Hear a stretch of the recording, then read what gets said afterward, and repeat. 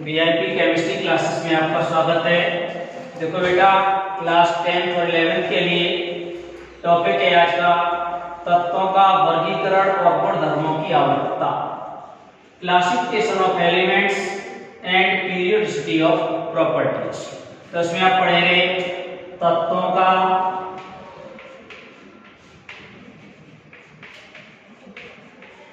आवर्ती वर्गीकरण।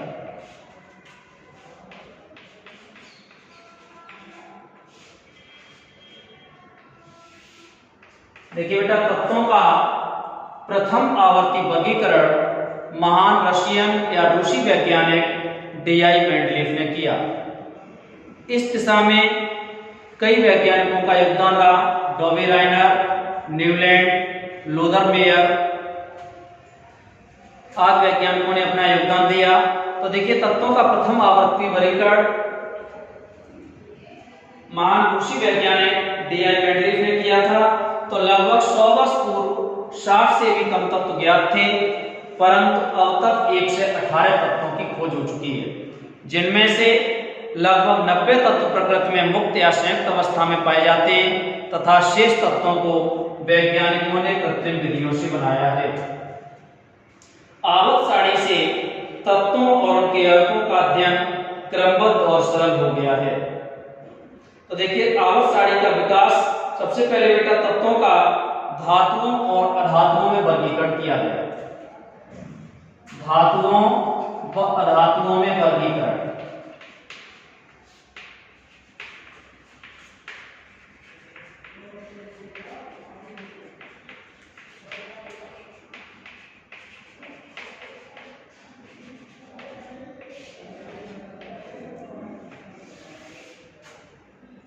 देखिए, classification of metals and non metals. सर्वप्रथम तत्वों को धातु और अधातु दो वर्गों में बांटा गया। तो धातु बेटा वे तत्व होते हैं जिनमें धनायन बनाने की प्रवृत्ति होती है, और अधातु जो होते हैं उनमें ऋणायन बनाने की प्रवृत्ति होती है। तो देखो बेटा, पिछला टॉपिक हमने आपको पढ़ाया था, संयोजकता से समझ लिया होगा। जैसे NaCl ले लिया, Cl के बायकोष में इलेक्ट्रॉन संख्या 7 है और सोडियम 1 है। जब क्लोरीन अपना अष्टक पूरा करेगा तो अपनी गैस संरचना प्राप्त करने के लिए इसको 1 इलेक्ट्रॉन की आवश्यकता होगी। तो 1 इलेक्ट्रॉन यहां से ग्रेड कर लेता है, इसमें नेगेटिव चार्ज, इस पर पॉजिटिव चार्ज आ जाता है। तो देखिए, ये धनायन बना रहा है सोडियम, तो इसको हम कहेंगे धातु, और यहाँ क्लोरीन एटम में ये ऋणायन बना रहा है, और जो ऋणायन बनाते हैं उनको कहते हैं अधातु। इसी तरह से बेटा देखिए, कैल्शियम ऑक्साइड CaO, ऑक्सीजन के बायकोष में 6 इलेक्ट्रॉन और कैल्शियम में 2। जब यह क्रिया संरचना प्राप्त करता है, इसको 2 इलेक्ट्रॉनों की आवश्यकता होती है, इस पर 2 नेगेटिव चार्ज, पर 2 पॉजिटिव चार्ज। तो इसको पॉजिटिव चार्ज आ रहा है, इसको कहते हैं धातु, और ऋणायन वाले को कहते हैं अधातु। तो वे तत्व परमाणु आयन जिनमें धनायन बनाने की प्रवृत्ति होती है वो धातु कहलाते हैं, और जिनमें ऋणायन बनाने की प्रवृत्ति होती है वो अधातु कहलाते हैं। धातुओं में एक विशेष प्रकार की चमक पाई जाती है जिसे धात्विक चमक कहते हैं। अधातुओं में कोई चमक नहीं होती है। आपने सोना चांदी देखा होगा, कॉपर है, गोल्ड क्या बोलते हैं, आयरन है। आयरन को आप उस पर धात्विक चमक मलिन हो जाती है, क्योंकि उसके ऊपर जंग लग जाती है, उसको काटेंगे तो सिल्वर जैसी चमक दिखाई देगी, इसको धात्विक चमक कहते हैं। और धातुओं में कोई चमक नहीं होती है। धातु जो होते हैं मेटल्स विद्युत ऊष्मा के सुचालक होते हैं, अधातु जो होते हैं विद्युत ऊष्मा के कुचालक होते हैं। धातु जो होते हैं आघात वर्धनी व तन्य होते हैं। आघात में चोट मारने पर हथौड़े से, जैसे लोहार देखा होगा, लोहे को गर्म करके विभिन्न प्रकार की यंत्र बनाता है, तो मतलब धातु जो होते हैं आघात वर्धनी तन्य। तन्य में होता है बहुत लंबे धातुओं के पतले तार खींचे जा सकते हैं, जैसे बिजली के तार में कॉपर का वायर है, एल्यूमिनियम वायर, बहुत पतले तार होते हैं, तो मतलब तन्यता का गुण पाया जाता है। अधातु जो होते हैं आघात वर्धनी व तन्य न होकर के भंगुर होते हैं। भंगुर कहते हैं कि जैसे मान लो ईंट ले लो, पत्थर ले लो, आप हथौड़ा मारोगे तो इस तरह से बेटा देखिए ये टूट जाएगा, छोटे छोटे क्रिस्टल में टूट करके बिखर जाता है, और धातु जो होते हैं वो नहीं बिखरते। जैसे मान लो बिजली का क्रिस्टल ले लो, दांत से दबाते चूर चूर हो जाता है, उसको क्या कहते हैं, भंगुरता कहते हैं। तो अधातु भंगुर होते हैं और धातु आघात वर्धनी व तन्य होते हैं। धातु जो होते हैं किसी वस्तु से टकराने पर टंकार की ध्वनि उत्पन्न करते हैं। टंकार मीन्स जैसे हथौड़ा को चपरासी विद्यालय की घंटी में मारता है, पीतल की घंटी होती है, कॉपर जिंक होता है उसमें, और उसमें जैसे हथौड़ा मारता है टंकार की ध्वनि उत्पन्न होती है, आपको पता चल जाता है कि विद्यालय में घंटा बज गया है। और उसी हथौड़े को दीवार में मारे, जमीन में मारे या अन्य जगह मारे तो टंकार की ध्वनि उत्पन्न, अधातुएं टंकार की ध्वनि उत्पन्न नहीं करती हैं। धातु जो होते हैं वो ठोस अवस्था में पाए जाते हैं, और अधातु जो होते हैं वो ठोस, द्रव, गैस तीन अवस्थाओं में पाए जाते हैं। जैसे जल की तीन अवस्थाएं होती हैं, अधातु होता है, या कार्बन डाइऑक्साइड ले लो, वो भी अधातु होता है। तो अधातु जो होते हैं ठोस, द्रव, गैस तीन अवस्थाओं में होंगे, और धातु जो होते हैं वो केवल ठोस अवस्थाओं में पाए जाते हैं। तो ये बेटा आपने धातुओं व धातुओं का वर्गीकरण समझ लिया होगा। अब देखो बेटा इसके बाद मैं बता रहा हूं मेंडलीव का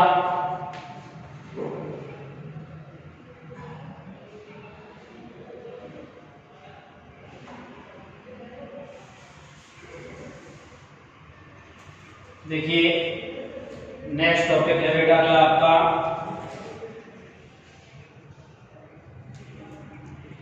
मेंडलीव का आवर्त नियम।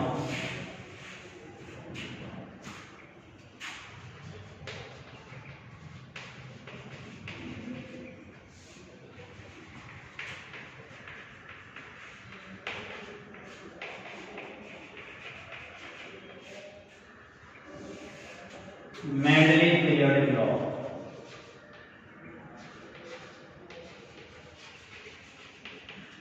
Mendeleev's periodic law. मेंडलीव का आवर्त नियम है, मेंडलीव के आवर्त नियम के अनुसार तत्वों के भौतिक व रासायनिक गुण उनके परमाणु भारों के आवर्ती फलन होते हैं। The physical and chemical properties of the elements are a periodic function of their atomic weights. मतलब तत्वों के गुण उनके परमाणु भारों के आवर्ती फलन होते हैं। किसके? परमाणु भारों के। तो मेंडलीव की आवर्त सारणी का मूल आधार है वो परमाणु भार है, जिसको हम कहते हैं एटॉमिक वेट्स।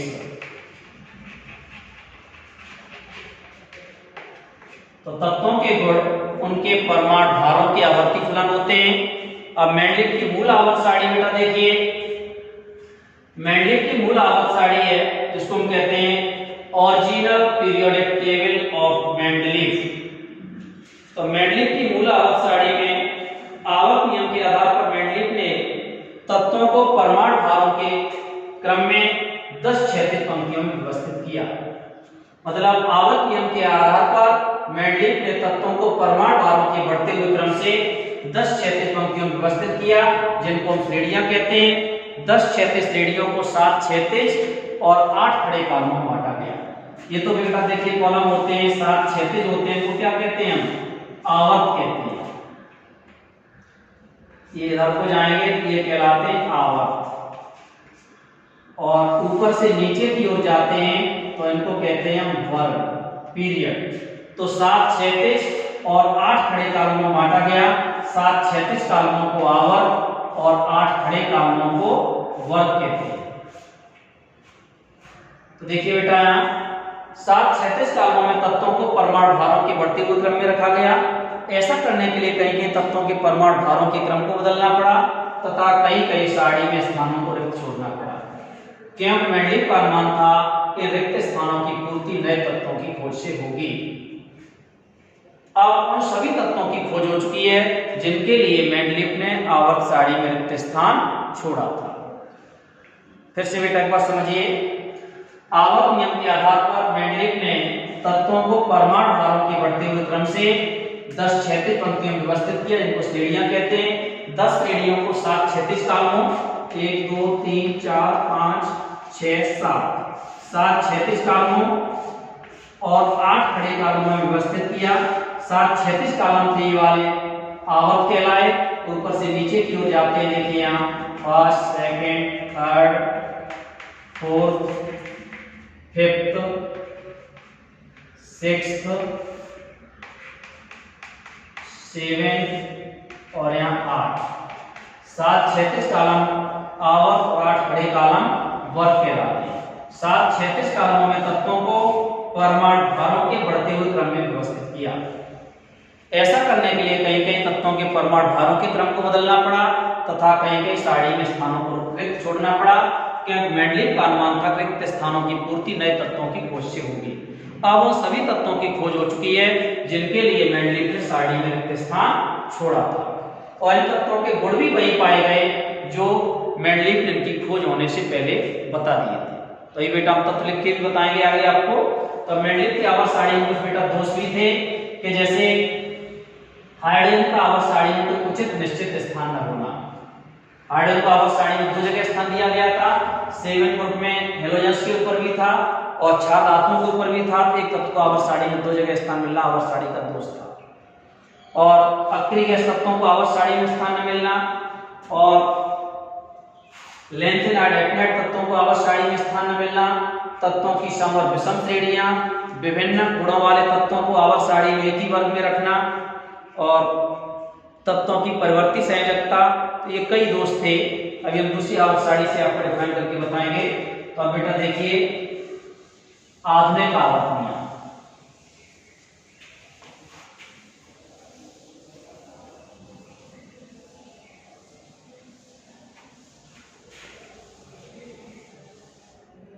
आधुनिक आवर्त नियम क्या था बेटा?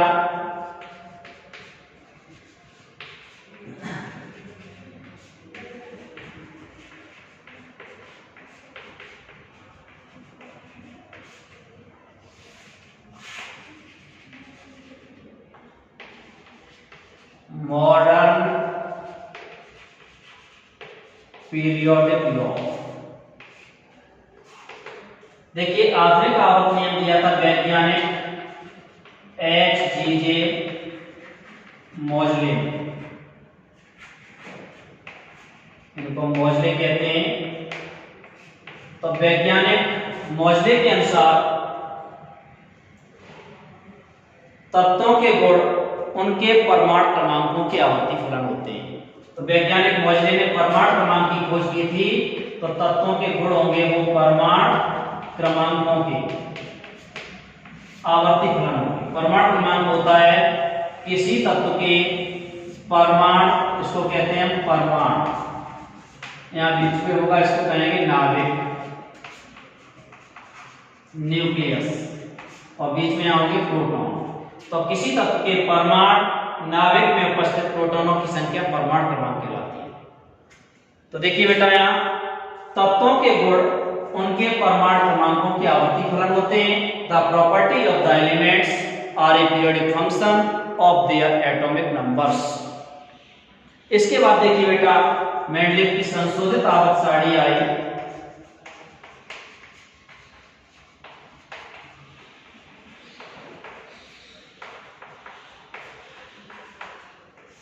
संशोधित दोनों भी हम बताएंगे आपको। संशोधित आवर्त सारणी में देखिए बेटा परमाणु संरचना से संबंधित आधुनिक खोजों से ज्ञात हुआ कि तत्वों के गुण उनके परमाणु क्रमांकों के आवर्ती फलन होते हैं। इसलिए मेंडलीव की आवर्त सारणी का मूल आधार परमाणु भार के स्थान पर परमाणु क्रमांक को बनाया गया। अब जब अक्रिय गैस तत्वों की खोज हुई तो उनके लिए मेंडलीव ने अपनी आवर्त सारणी में कोई रिक्त स्थान नहीं छोड़ा था, क्योंकि मेंडलीव का अनुमान था, मेंडलीव ने ऐसे निष्क्रिय तत्वों की खोज होने की कल्पना ही नहीं की थी, तो इसलिए उनके लिए आवर्त सारणी में कोई स्थान नहीं छोड़ा था। इसलिए अक्रिय गैस तत्वों को आवर्त सारणी में स्थान देने के लिए अलग से एक वर्ग और जोड़ना पड़ा, जिसको शून्य वर्ग या जीरो ग्रुप कहते हैं। जब लेंथेनाइड एक्टिनाइड तत्वों की खोज हुई तो उनको भी आवर्त सारणी में स्थान देने में काफी कठिनाइयां हुई, क्योंकि मेंडलीव ने लेंथेनाइड एक्टिनाइड श्रेणी के तत्वों के लिए भी आवर्त सारणी में कोई स्थान नहीं छोड़ा था। तो आवर्त सारणी के बाहर अलग से 2 क्षैतिज पंक्तियां 4f और 5f श्रेणी में तत्वों को स्थान दिया गया, जिनको हम लेंथेनाइड और एक्टिनाइड श्रेणी के तत्व कहते हैं। इससे देखो बेटा एक बार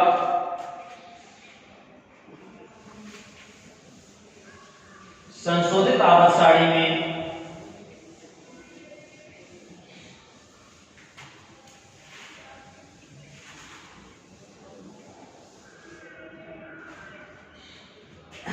देखिए आवर्त सारणी को बेटा 4 वर्गों में बांटा गया है। 4 खंडों में एस ब्लॉक, इधर आपके थे पी ब्लॉक तत्व, और बीच में डी ब्लॉक एलिमेंट्स और फिर एफ ब्लॉक एलिमेंट्स। तो देखिए बेटा एस ब्लॉक को फर्स्ट ए और सेकंड ए। फर्स्ट ए के तत्व आयोडीन को छोड़कर के क्षारदात कहलाते हैं। फॉर्मूला इसका है ना के रब से पर्याप्त। इसका देखिए बेटा यहाँ से बी मग का शर बा रा। परमाणु क्रमांक आयोडीन का एक होता है, ये आप कर लो 2 8 8 18 18 32। एक में 2 जोड़ो 3 3 और 8 11 11 8 19 19 18 37 37 18 55 55 और 32 87।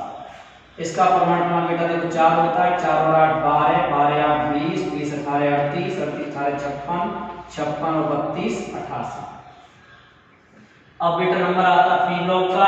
पी ब्लॉक को देखिए यहां से बेटा third A, fourth A, fifth A, six A, seven A, बस शून्य वर्ग में स्थान दिया गया, जीरो ग्रुप एलिमेंट्स।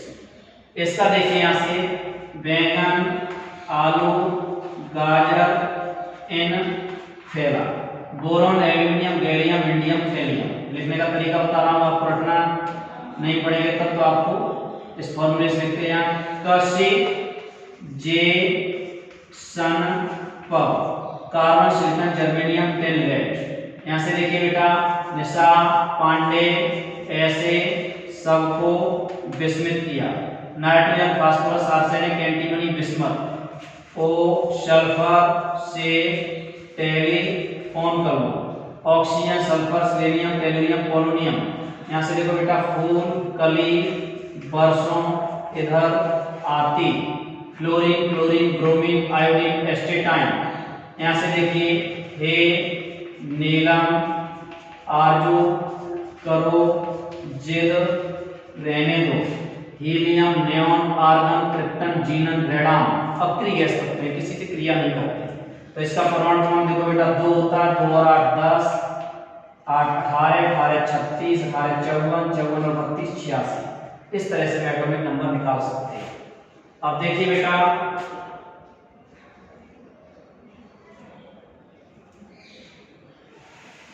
ये तत्व बीच वाले कहलाते हैं डी ब्लॉक एलिमेंट्स।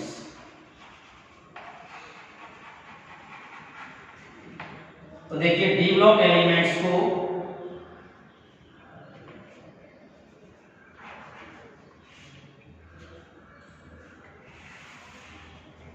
यहां से देखो बेटा third B, fourth B, fifth B, six B, seven B, eighth और फर्स्ट बी और सेकंड बी में स्थान दिया गया। इसका फॉर्मूला है बेटा देखिए सप्ते विकर मन, इसमें 3 आएंगे, फिको ने पूजा। परमाणु क्रमांक 21 22 23 24 25 26 27 28 29 30। तो देखिए 8वें समूह में बेटा यहाँ आयरन, कोबाल्ट, निकल आएंगे। तो वर्ग 0 और वर्ग 8 को छोड़कर के शेष सभी वर्गों को वर्ग 1 और वर्ग बी में बांटा गया। इससे देखिएगा फॉर्मूला होता है शक्ति विकर मन फिको निकूजन। तो ये बेटा हो गए आपके एसपीडी। अगला देखिए एफ ब्लॉक तत्वों को आपस सारणी के बाहर नीचे रख से 2 क्षैतिज पंक्तियों में स्थान दिया गया था, जिनको 4f और 5f श्रेणी के तत्व कहते हैं।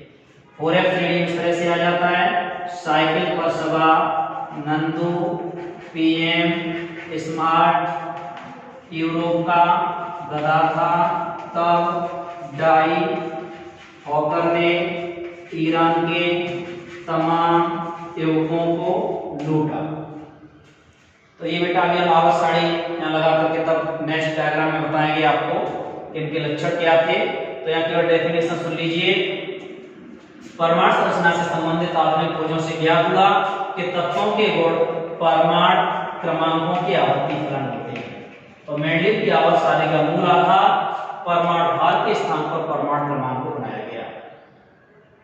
जब अक्रिय गैस तत्वों की खोज हुई तो इन्हें आवर्त सारणी में स्थान देने में काफी कठिनाई हुई, क्योंकि मेंडलीव ने ऐसे निष्क्रिय तत्वों की खोज होने की कल्पना ही नहीं की थी और न आवर्त सारणी के लिए कोई रिक्त स्थान छोड़ा था। इसलिए आवर्त सारणी के बाद दाईं ओर अलग से वर्ग और जोड़ना पड़ा, जिसको शून्य वर्ग नाम दिया गया, जीरो ग्रुप एलिमेंट्स। जब लेंथेनाइट एफनाइट तत्वों की खोज हुई तो इनके लिए भी आवर्त सारणी में मेंडलीव ने अपनी आवर्त सारणी में कोई रिक्त स्थान नहीं छोड़ा था, तो इनको स्थान देने के लिए आवर्त सारणी के नीचे अलग से दो क्षैतिज पंक्तियां बनाई गई, जिनको 4f और 5f श्रेणी के तत्व कहा गया। 4f श्रेणी के तत्व लेंथेनाइट, 5f श्रेणी के तत्व एफनाइट कहलाए। तो इन सभी बातों को ध्यान में रखते हुए मेंडलीव की आवर्त सारणी में कई महत्वपूर्ण संशोधन करने पड़े, इसलिए इसे मेंडलीव की संशोधित आवर्त सारणी कहते हैं। अब देखो बेटा, संशोधित आवर्त सारणी में तत्वों को 7 क्षैतिज और 9 खड़े कॉलमों में बांटा गया। 7 क्षैतिज कॉलमों को आवर्त और 9 खड़े कॉलमों को वर्ग कहा गया। 7 क्षैतिज कॉलमों में तत्वों को परमाणु क्रमांकों के बढ़ते हुए क्रम में रखा गया। पहले में देखो हाइड्रोजन और हीलियम 2 थे, 2, इसके बाद 3, 4, इसके बाद देखो यहाँ बेटा 5, 6, 7, 8, 9, 10। तो 7 क्षैतिज कॉलमों में तत्वों को परमाणु क्रमांकों के बढ़ते हुए क्रम में रखा गया। प्रत्येक आवर्त का पहला तत्व क्षार धातु, हाइड्रोजन को छोड़कर ये सभी क्षार धातु कहलाते हैं, और अंतिम तत्व अक्रिय गैस था। विभिन्न आवर्तों में तत्वों की संख्या इस प्रकार थी। पहला आवर्त सबसे छोटा आवर्त था, इसमें हाइड्रोजन हीलियम 2 तत्व, दूसरे तीसरे में 8 8, चौथे पांचवें में 18 18 और छठवें सातवें आवर्त में 32 तत्व। आवर्त 7 इसमें संशोधित वाले में अपूर्ण था। आवर्त 7 में रिक्त स्थान खाली थे और इस आवर्त सारणी को इसमें देखिए लेंथेनम से आगे के 14 तत्वों को सारणी के बाद नीचे अलग से क्षैतिज पंक्ति में रखा गया, जिन्हें हम लेंथेनाइट श्रेणी के तत्व कहते हैं या दुर्लभ पदार्थ तत्व कहते हैं, क्योंकि पृथ्वी में या प्रकृति में बहुत कम मात्रा में पाए जाते हैं, इसलिए दुर्लभ तत्व भी कहलाते हैं। आवर्त 7 में एक्टिनम से आगे के 14 तत्वों को सारणी के बाद नीचे अलग से क्षैतिज पंक्ति में स्थान दिया गया, जिनको हम एक्टिनाइट श्रेणी के तत्व या ट्रांसयूरेनियम तत्व कहते हैं। ये बेटा देखिए संशोधित आवर्त सारणी थी। अब नेक्स्ट आपको पढ़ाऊंगा दीर्घाकार आवर्त सारणी, लॉन्ग फॉर्म पीरियोडिक टेबल। हाँ बेटा देखिए, ये है दीर्घाकार आवर्त सारणी, इसको कहते हैं दीर्घाकार आवर्त सारणी,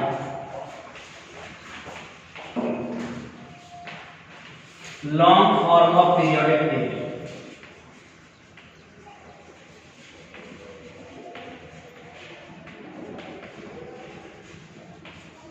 देखिए दीर्घाकार आवर्त सारणी वैज्ञानिक बोर, बरी, वर्नर आदि रसायनज्ञों ने इलेक्ट्रॉनिक विन्यासों को तत्वों के वर्गीकरण का आधार मानकर एक आवर्त सारणी निर्मित की, जिसे दीर्घाकार आवर्त सारणी या long form of periodic table कहते हैं। इस आवर्त सारणी की रचना बोर द्वारा प्रस्तुत परमाणु मॉडल में इलेक्ट्रॉनों के वितरण की व्यवस्था के अनुरूप थी, इसलिए इसे हम बोर की आवर्त सारणी भी कहते हैं। देखिए बेटा, वर्ग फर्स्ट में तत्व आते हैं hydrogen, lithium, sodium, potassium, rubidium, caesium, francium. इनमें से किसी भी तत्व का आप इलेक्ट्रॉनिक विन्यास करें, जैसे सोडियम ले लिया, परमाणु क्रमांक 11 होता है। देखो बेटा कोष और यहाँ उपकोष, तो देखिए 1 2 3 4 S, Sp, Spd और Spdf। तो देखिए यहाँ 2 2 4 6 10 और 11 में इलेक्ट्रॉन किसमें गया? S में गया। S में गया, इसलिए सोडियम को स्थान दे दिया S ब्लॉक में। वे तत्व जिनमें अंतिम इलेक्ट्रॉन बाह्य कोश के S उपकोष में भरे जाते हैं S ब्लॉक एलिमेंट्स कहलाते हैं। अब इसके बाह्य कोश में एक इलेक्ट्रॉन था, एक इलेक्ट्रॉन होने के कारण सोडियम को, देखो बेटा ये सोडियम है, इसको डाल दिया फर्स्ट स्टेज। अगला देखिए बेटा मैग्नीशियम, परमाणु क्रमांक होता है 12, तो देखो यहाँ 1 2 3 4 S, Sp, Spd और Spdf। देखिए यहाँ 2 2 4 6 10 और 2 12 में किसमें गया? S में, और बाह्य कोश में 2 इलेक्ट्रॉन थे, इसलिए मैग्नीशियम को स्थान दे दिया सेकेंड। मतलब जिस तत्व के बाह्य कोश में जितने इलेक्ट्रॉन शेष बचते थे उसको उसी वर्ग में रख दिया, और बाह्य कोश में अंतिम इलेक्ट्रॉन बाह्य कोश के S उपकोष में जा रहा था, इसलिए इन तत्वों को स्थान दे दिया S ब्लॉक। क्लियर हो गया। तो इलेक्ट्रॉनिक विन्यासों को तत्वों के वर्गीकरण का आधार मानकर एक आवर्त सारणी बनाई गई जिसे दीर्घाकार आवर्त सारणी कहते हैं। अगला देखिए,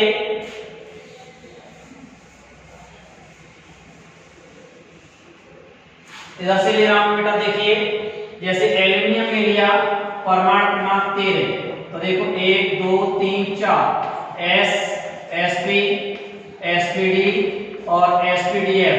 तो देखो यहाँ 2 2 4 6 10 2 12 1 13 में इलेक्ट्रॉन किसमें गया? पी में गया। तो बेतरतीब में अंतिम इलेक्ट्रॉन बाएं कोष के पी कोष में भरे जाते हैं, पी ब्लॉक एलिमेंट्स कहलाते हैं। इन तत्वों को आवर्त सारणी में दाईं ओर वर्ग 3 A 4 A 5 A 6 A 7 A व शून्य वर्ग में स्थान दिया गया है। अब बाएं कोष में इसके देखिए 2 और 1 3 इलेक्ट्रॉन थे, इसलिए एल्यूमिनियम को स्थान दे दिया 3rd A। नेक्स्ट देखो क्लोरीन ले लो, परमाणु क्रमांक होता 17, तो देखो 1 2 3 4 एस एसपी एसपीडी एसपीडीएफ। देखिए अब 2 2 4 6 10 2 12 और 5 17।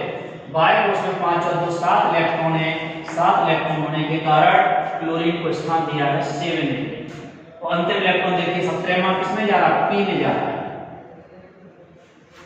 जिन बच्चों को इलेक्ट्रॉनिक विन्यास नहीं आता है वो हमारा वीडियो YouTube चैनल पर जाकर के विपिन वीआईपी केमिस्ट्री क्लासेस और क्लास 11th का परमाणु संरचना में इलेक्ट्रॉनिक विन्यास टॉपिक पढ़ा है, वहां से सर्च करके आप लोग देख सकते हैं। इलेक्ट्रॉनिक विन्यास समझ में आ जाएगा तभी आपकी आवर्त सारणी समझ में आएगी। परिभाषा क्लियर हो गई होगी। वैज्ञानिक बोरवरी वर्नर आदि ने इलेक्ट्रॉनिक विन्यासों को तत्वों के वर्गीकरण का आधार मानकर तथा मेंडलिव की आवर्त सारणी में उत्पन्न दोषों को दूर करके एक नई आवर्त सारणी निर्मित की जिसे दीर्घाकार आवर्त सारणी या long form of periodic table कहते हैं। इस आवर्त सारणी की रचना बोर द्वारा प्रस्तुत परमाणु मॉडल में इलेक्ट्रॉनों के वितरण व्यवस्था के अनुरूप थी, इसलिए इसको बोर की आवर्त सारणी भी कहते हैं। बोर मॉडल में जैसे इसमें देखिए 2 इलेक्ट्रॉन, इसमें 6 और 2 8, तो यहाँ देखो एक अच्छा KLMN होती है, तो KLM 2 8 1। बाएं कोष में 1 इलेक्ट्रॉन था तो फर्स्ट A में स्थान दे दिया। बोर बाएं कोष में कितने थे? यहाँ इसमें 3 है तो 3rd A में स्थान दे दिया। इसमें देखो K में 2, इसमें L में 8, M में 7, KLM 2 8 7। बाएं कोष में 7 इलेक्ट्रॉन थे तो इसको स्थान दे दिया क्लोरीन को 7। और जिन तत्वों के अंदर तथा बाहर के सभी कोष पूर्ण भरे होते हैं उनको शून्य वर्ग में स्थान देते हैं। परिभाषा क्लियर हो गई होगी आपके। फिर से देखिए एक बार, वैज्ञानिक बोरवरी तथा वर्नर आदि ने इलेक्ट्रॉनिक विन्यासों को तत्वों के वर्गीकरण का आधार मानकर एक नई आवर्त सारणी निर्मित की जिसे दीर्घाकार आवर्त सारणी या long form of periodic table कहते हैं। इस आवर्त सारणी की रचना बोर द्वारा प्रस्तुत परमाणु मॉडल में इलेक्ट्रॉनों की वितरण व्यवस्था के अनुरूप थी, इसलिए इसे हम बोर की आवर्त सारणी भी कहते हैं। आगे देखिए बेटा, इसके सामान्य लक्षण या विशेषताएं देखिए। दीर्घाकार आवर्त सारणी को 7 क्षैतिज 1 से 7 तक 7 क्षैतिज और 18 खड़े कालों में बांटा गया है। 1 से लेकर के और यहां तक गिनेंगे 18 खड़े कालों में। 7 क्षैतिज कालों को आवर्त और 18 खड़े कालों को वर्ग कहते हैं। 7 क्षैतिज कालों में तत्वों को परमाणु क्रमांकों के बढ़ते हुए क्रम में रखा गया और वर्ग 0 और वर्ग 8 को छोड़कर के शेष सभी वर्गों को उपवर्ग A और उपवर्ग B में बांटा गया। आगे देखिए बेटा, प्रत्येक आवर्त का पहला तत्व क्षार धातु हाइड्रोजन को छोड़कर के पहला तत्व क्षार धातु और अंतिम तत्व अक्रिय गैस है। क्षार धातु कहते हैं जैसे मान लो सोडियम है और सोडियम का ऑक्साइड होगा Na2O और जल से क्रिया करके बनाएगा ये NaOH, मतलब बाय से क्रिया करके Na2O बना लेता है। अब यहाँ Na भी 2 है, O भी 2, H भी 2, तो क्या बन गया? ये क्षार बन गया। तो मतलब फर्स्ट के तब क्षार धातु, सेकंड के क्षारीय मृदा कहलाते हैं। मृदा मिस होता है, इस चौक को आप बोलो मृदा मिट्टी की तरह नीचे तली बैठ जाता है तो उसको कहेंगे मृदा। गल नहीं होते मृदा मिट्टी की तरह ये, तो इसलिए सेकंड डे वाले क्षारीय मृदा था और फर्स्ट डे वाले क्षार धातु कहलाते। नेक्स्ट पॉइंट देखो बेटा, विभिन्न आवर्तों में तत्वों की संख्या इस प्रकार है। पहला आवर्त सबसे छोटा आवर्त जिसमें केवल 2 तत्व हाइड्रोजन और हीलियम, दूसरा तीसरा आवर्त लघु आवर्त है में 8 तत्व, और चौथा पांचवा आवर्त दीर्घ आवर्त है में 18 तत्व, और छठवें और सातवें आवर्त अति दीर्घ आवर्त हैं जिनमें 32 तत्व हैं। मतलब 18 ये हो गए, 14 नीचे हो गए, ये तो 32 तत्व हैं। आवर्त 6 में नेक्स्ट पॉइंट है, आवर्त 6 में लेंथेनम से आगे के 14 तत्वों को साड़ी के बाहर नीचे अलग से क्षैतिज पंक्ति में स्थान दिया गया है जिनको हम लेंथेनाइड श्रेणी के तत्व कहते हैं। आवर्त 7 में एसिक्लेटम से आगे के 14 तत्वों को साड़ी के बाहर नीचे अलग से क्षैतिज पंक्ति में स्थान दिया गया है जिनको हम एक्टिनाइड श्रेणी के तत्व या ट्रांस श्रेणी के तत्व कहते हैं। और यूरेनियम से आगे के तत्वों को मानव ने कृत्रिम विधियों से बनाया है, इसलिए ये मानव निर्मित तत्व या मैन मेड ऑफ एलिमेंट्स कहलाते हैं। एक बार बेटा फिर पुनः रिपीट कर रहे हैं दीर्घाकार आवर्त सारणी के लक्षणों को। दीर्घाकार आवर्त सारणी को 7 क्षैतिज, ये वाले क्षैतिज और 18 खड़े कॉलम में बांटा गया। 7 क्षैतिज कॉलम आवर्त और 18 खड़े कॉलम वर्ग कहलाते हैं। 7 क्षैतिज कॉलमों में तत्वों को परमाणु क्रमांकों के बढ़ते हुए क्रम में रखा गया। यहाँ परमाणु क्रमांक 1 है, हीलियम का 2 है, फिर 3 लिथियम, बेरिलियम 4, बोरॉन 5, 6, 7, 8, 9, 10, 11, 12 इस तरह से परमाणु क्रमांकों के बढ़ते हुए क्रम में रखा गया। वर्ग 0 और वर्ग 8 को छोड़कर के शेष सभी वर्गों को वर्ग ए और वर्ग बी में बांटा गया। एस और पी ब्लॉक वाले ए उपवर्ग में और डी वाले यहाँ बी उपवर्ग में आते हैं। प्रत्येक आवर्त एक नई मुख्य क्वांटम संख्या से शुरू होता है और बायकोष पूर्ण होने के बाद समाप्त हो जाता है। क्वांटम नंबर्स भी आपको हमने पढ़ाए थे ये परमाणु संरचना में। अगला देखिए बेटा, प्रत्येक आवर्त का पहला तत्व क्षारधार और अंतिम तत्व अक्रिय गैस है। विभिन्न आवर्तों में तत्वों की संख्या इस प्रकार है। पहला आवर्त सबसे छोटा आवर्त है, इसमें केवल 2 तत्व हाइड्रोजन और हीलियम। दूसरे तीसरे आवर्त लघु आवर्त में 8 तत्व, 2 ये हो गए बेटा, और यहाँ से 6 ये हो गए, 6 और 2 8, मतलब दूसरे तीसरे में 8 तत्व। चौथे पांचवें आवर्त दीर्घ आवर्त जिनमें 18 तत्व, और छठवें और सातवें आवर्त अति दीर्घ आवर्त हैं, इससे बड़े आवर्त हैं जिनको हम अति दीर्घ आवर्त जिनमें 32 तत्व हैं। आवर्त 6 में देखो 18 ये हो गए, 14 नीचे होंगे 32। आवर्त 7 में इस तरह से 18 ये होंगे, 14 नीचे होंगे, 5 में 32 तत्व।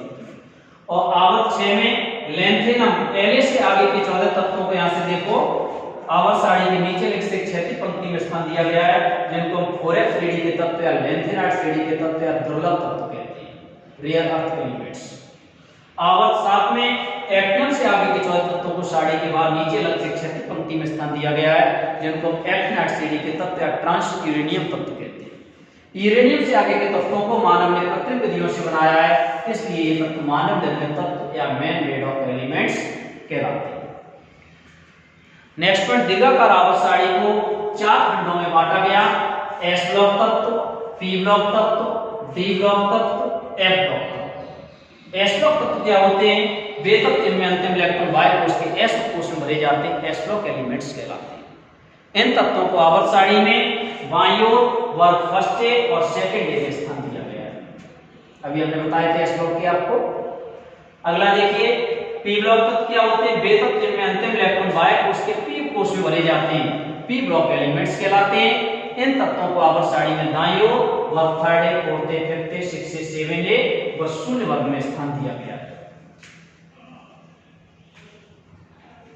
देखिए यहाँ एल्यूमिनियम में परमाणु क्रमांक 13, 2 2 4 6 10 2 12 1 13। 13 में इलेक्ट्रॉन किस में जा रहा है? पी में जा रहा है। अंतिम इलेक्ट्रॉन बाह्य कोश के पी कोश में भरे जाते हैं, पी ब्लॉक एलिमेंट्स कहते हैं। इसमें सीएल में भी 2 2 4 6 10 2 12 5 17। 17 में इलेक्ट्रॉन किस में जा रहा है? पी ब्लॉक में जा रहा है, इसलिए हम इसको पी ब्लॉक एलिमेंट्स कहेंगे। डी ब्लॉक क्या होते हैं? देखो बेटा समझ लो इसको भी।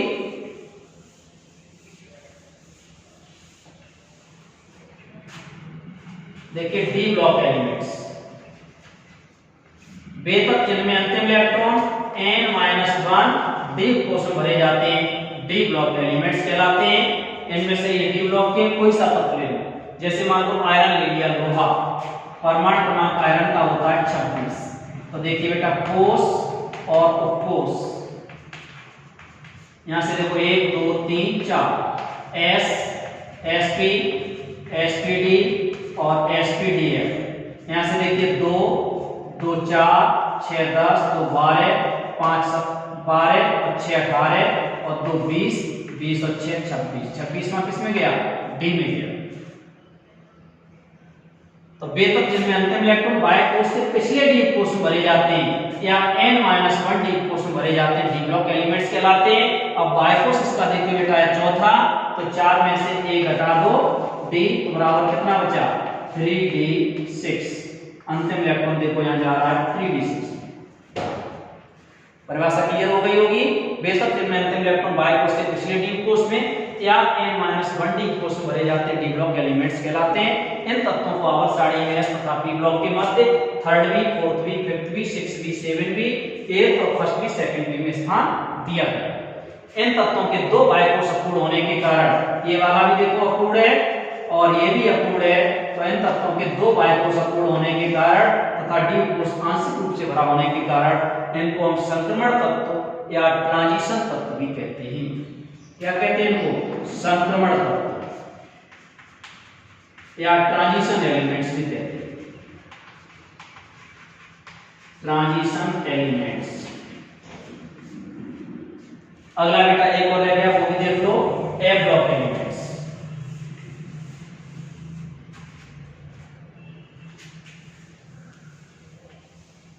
एफ ब्लॉक तत्व क्या होते हैं?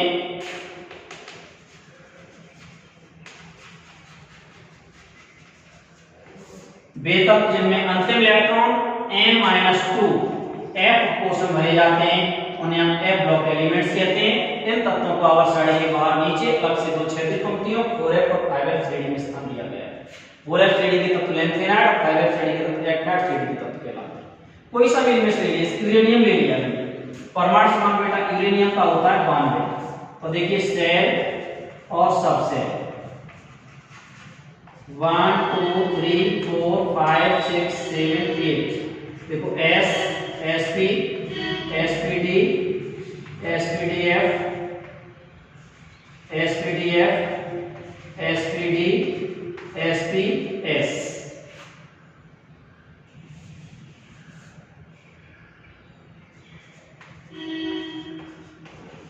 यहाँ इलेक्ट्रॉनिक विन्यास करेंगे बेटा। देखो 2 2 4 6 10 2 12 6 18 2 20 10 30 6 36 2 38 10 48 6 54 2 56 56 14 70 10 80 6 86 2 88 88 50 92। 92वां किस में गया? एफ में गया। अब कौन से एफ में गया? 5f में गया। देखो दिख रहा होगा आपको। यूरेनियम कौन से का है? यूरेनियम 5f का है। तो बेतब जिनमें अंतिम इलेक्ट्रॉन n-2 f कोष में भरे जाते हैं उन्हें हम f ब्लॉक एलिमेंट्स कहते हैं। n कहते हैं बेटा बाय कोष। बाय कोष इसमें 7वां है। देखो 7s में जा रहा है तो 7 - 2f बराबर हो गया 5f4। अंतिम इलेक्ट्रॉन 5f4 में जा रहा है। अब यहाँ f में कितने 4 इलेक्ट्रॉन है तो कैसा है ये? अपूर्ण। अगला भी कोष होगा अपूर्ण और इससे अगला 7वां भी होगा ये अपूर्ण। तो बेतब जिनके 3 बाय कोष अपूर्ण होते हैं उनको हम आंतरिक संक्रमण तत्व इनर ट्रांजिशन एलिमेंट्स कहते हैं। एफ कोष होता है काफी आंतरिक रूप से अंदर भरा होता है, आंशिक रूप से, इसलिए हमको आंतरिक संक्रमण तत्व इनर ट्रांजिशन एलिमेंट्स कहते हैं। क्लियर हो गई परिभाषा? ये बेटा हमने आपको बताई दीर्घाकार आवर्त सारणी। आगे हम नेक्स्ट वीडियो हमारा आएगा उसमें हम एसपीडीएफ ब्लॉक एलिमेंट्स डिटेल्स में बताएंगे, इनके सामान्य लक्षण और विशेषताएं बताएंगे क्या होती हैं। तो इसको बेटा अच्छे से पढ़िए। वीडियो आपको बहुत अच्छी लगी हो तो अपने मित्रों को भी शेयर करना और चैनल सब्सक्राइब न किया हो तो Vipin VIP chemistry classes YouTube channel है, उसको सब्सक्राइब करके बेल आइकन को दबा देना ऑल वाला, जिससे आपको आगे की नेक्स्ट वीडियो आपको मिलती रहे। आज के लिए इतना ही। Thank you very much.